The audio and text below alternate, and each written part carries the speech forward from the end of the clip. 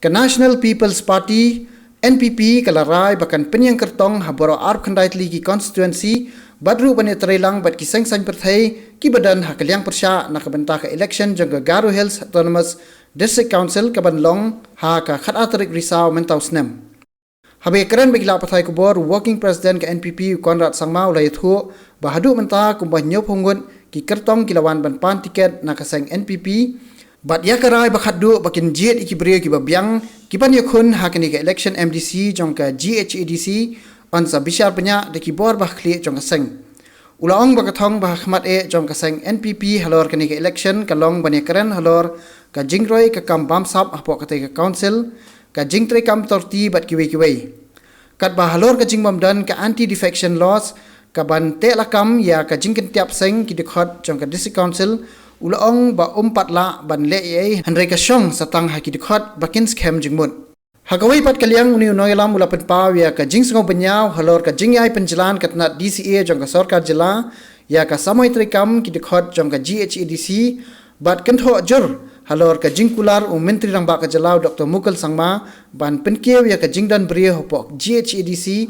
na ka lai phongot chaka saw phongun ukonrat ulaong baka jingkular menteri ramba kadai ke baklem long rem bat ongru bakani kadai tang ka jingmut durkai Dr Mukul Sangma. Here you have a by-election that took place with the ruling party, and as with the mandate they got, and with all the kind of resources that they had at their disposal, all those were used against us and our candidate. So therefore, it was a different ball game, and the dynamics of a by-election are different. Here we're talking of a general election of a district council. There is a lot of anti-incumbency that is there against the sitting MDCs. A lot of anger in the people regarding issues related to district council and customary laws. And I think the corruption level that is there in the district council, once we get the data, and we can tell you we'll be getting data very soon. Once the data are out, you will see the kind of things that are happening there. And I think once people come to know, as I said, a general election will be different from a bipole. And yes, we agree that bipole was not easy. We lost the election. But as I said, a bipole is fought on different dynamics and there are different factors that affect. MDC election is coming up, and the district council elections, the NPP has already started issuing application forms for intending candidates, and the last date is the 25th. And we are happy to inform you that we have got more than about 70 applicants already who have applied for the 29 constituencies that are there.